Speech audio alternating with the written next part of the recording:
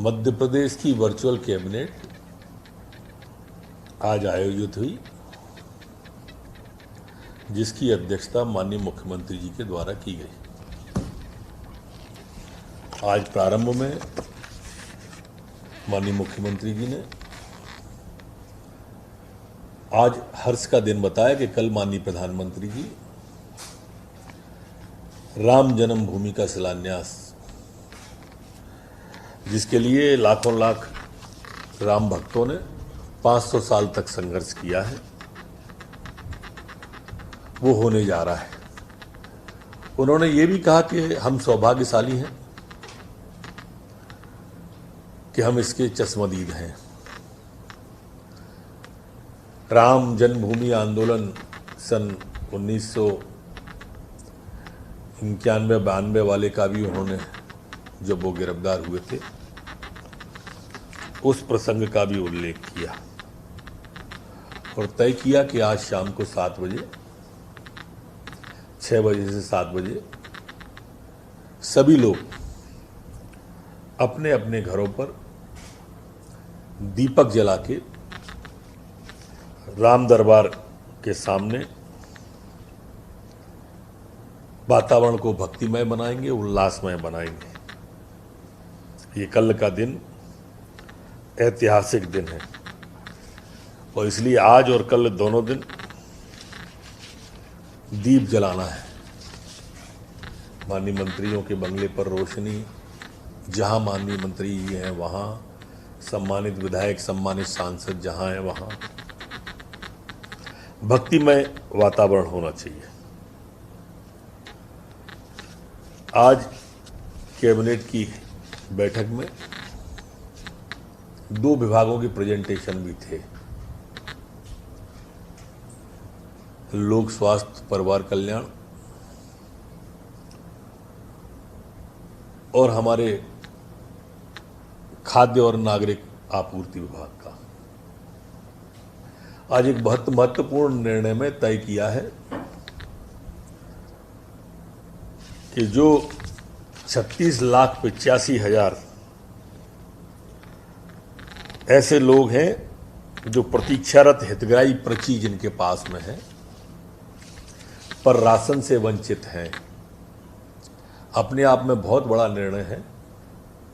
आज स्पष्ट रूप से मुख्यमंत्री जी ने निर्देश किया है कि 15 अगस्त तक 15 लाख लोगों को, यही आने वाले 15 अगस्त, और 31 अगस्त तक सभी 36,85,000 लोगों को राशन मिल जाए, यह सुनिश्चित करने का स्पष्ट रूप से निर्देश दिया गया है।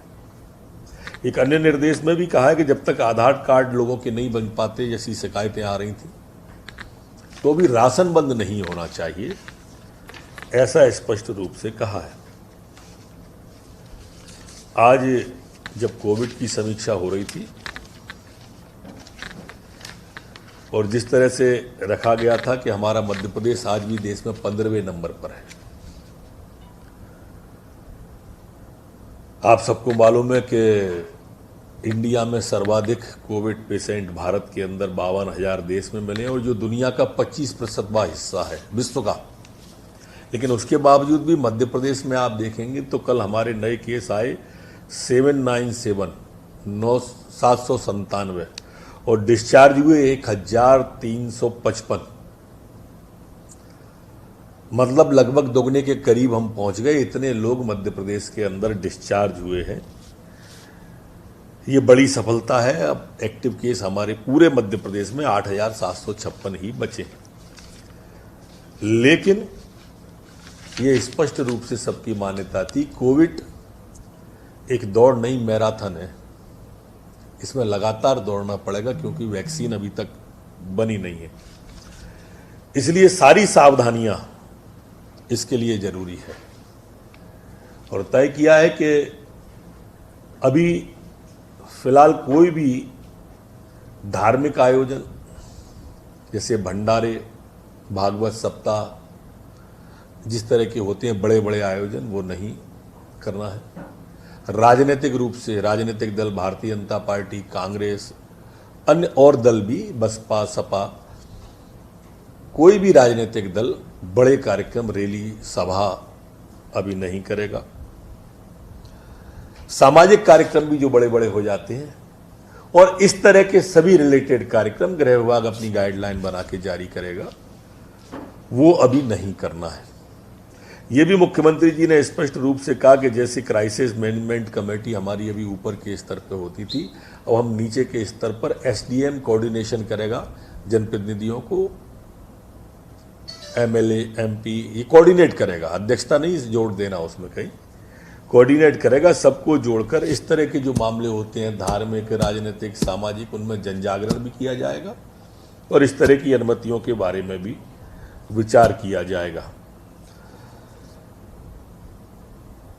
लॉकडाउन जैसा गंभीर विषय अब क्राइसिस मैनेजमेंट कमेटी जिला स्तर पर या लोकल स्तर पर नहीं लगी। उसके लिए राज्य सरकार से जो मुख्यमंत्री जी ने 5 बिंदु दिए हैं उनका समावेश अगर होता होगा, समाविष्ट करते होंगे तो ही लिया जाएगा, अन्यथा नहीं लिया जाएगा, जो संभव नहीं है।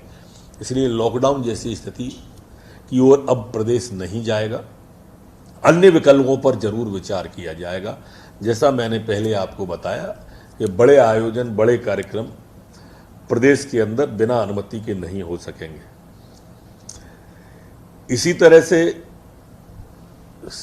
जो गरीब लोग हैं, जो आम आदमी हैं, उसके लिए प्रदेश में निःशुल्क चिकित्सा सुविधा, निःशुल्क जितनी भी चिकित्सीय सुविधा कोरोना की हैं वो बदस्तूर पूर्व की तरह जारी रहेंगी। लेकिन जो पैसे वाले, संपन्न और धनी लोग हैं, अगर वो सशुल्क क्वारंटाइन होना चाहते हैं तो उस दिशा में वो जा सकते हैं और होम क्वारंटाइन के बारे में भी गृह विभाग अलग से गाइडलाइन जारी मध्य प्रदेश के अंदर करेगा।